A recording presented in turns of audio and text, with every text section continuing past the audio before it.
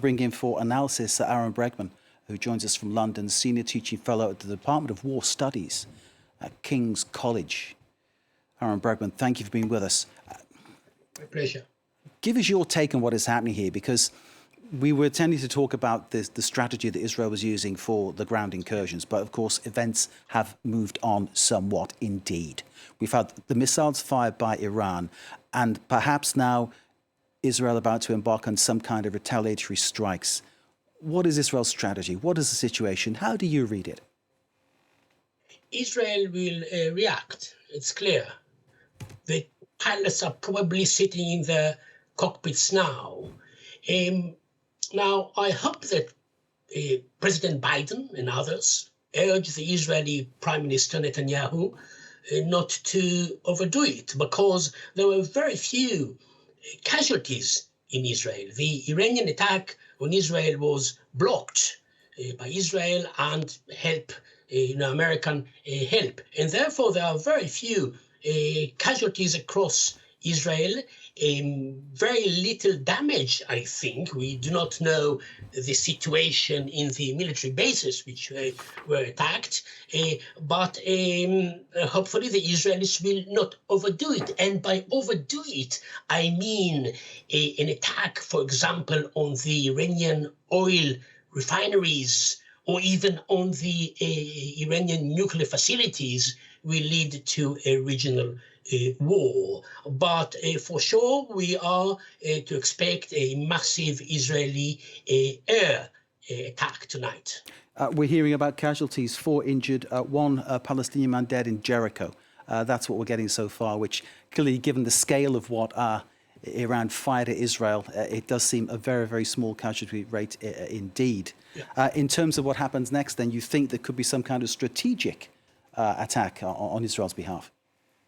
Well, the Israelis, hint that it's going to be something which will surprise the Iranians and surprise the world. And if I try to think about potential targets, what comes to mind is the oil refineries, and it will have an impact not only on the Middle East, but on a world economy, because we will see oil prices rocketing. So I hope that the Israelis will not go in this direction, and if they do, there will be an Iranian reaction response. So we witness an escalation in the Middle East, not only in Lebanon between Israel and Hezbollah, but also between Israel and Iran. There were many people earlier today saying that what was happening with the incursion was a great indication that Israel was better prepared than it was in 2006, when it fell into a war with Hezbollah in many ways. And it was an embarrassment for Israel coming out of that war as well. This time it is very, very different. And then comes the attack from Iran. Does that change the situation at all? Do you think that basically this is perhaps another case of Israel perhaps underestimated what Iran can do? No, I don't think that they underestimated the Iranian response.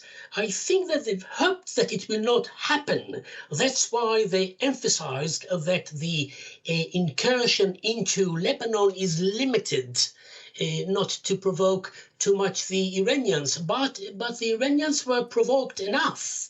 The proxy is basically shredded by the Israelis, and Iran is coming under criticism in the Middle East, not helping the proxies, and therefore Iran reacted. I think that if there will be a big escalation between Israel and Iran, so Israel will have to focus more on the Iranian front, but it will not stop the Israeli operations inside Lebanon, which are going to take weeks, perhaps even months. Indeed.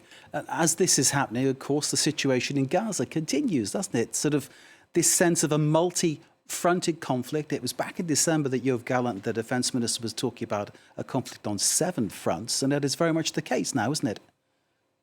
it is not only Gaza, but we are all busy with Iran now in Lebanon, but it is also the West Bank. I don't know even if you reported it, but two Palestinians entered Israel today to a place called Jaffa near Tel Aviv and killed 8 Israelis. So we are talking about another front, which is the West Bank. Yes, it's for Gaza. It is an unfinished business, and it did not go well for the Israelis there. Don't forget that there are about 100 hostages there. I believe that most of them are dead. So Gaza is an unfinished business for sure, but the center of gravity now moved to Lebanon and to Iran. With Iran, it might finish. They might exchange a few blows and it might stop. I'm not sure about it, but it might. But in Lebanon, it is the main front at the moment. Ahron, is the issue that both sides are claiming victory, the issue that both Israel and Iran will say that they got the best out of this exchange, and that basically says that this will continue? Not necessarily. I don't think that Iran wants it to continue, and Israel too. The damage to Iran could be substantial, and they are now in a place where they want to restore the better relationship with the West. So I'm not sure that the Iranians want to have this escalation, but they reacted because their proxies or the circle of fire which they try to build around Israel is collapsing, and they are trying to do something to keep it in place. Dare I use an old-fashioned gangland term? They couldn't afford to lose face, could they? They had to do something. Absolutely. I think that they had to do something, not least because what the Israelis done to them is to humiliate them. And it's not good in the Middle East. And it encourages a domestic opposition in Iran itself. Iran seems to be like a paper tiger, and it wants to show that it is not that. Ahron Bregman, joining us from London, Senior Teaching Fellow at the Department of War Studies at King's College. Thank you very much indeed, sir, for sharing your analysis with us here on France 24. We appreciate your time. My Thank pleasure. you.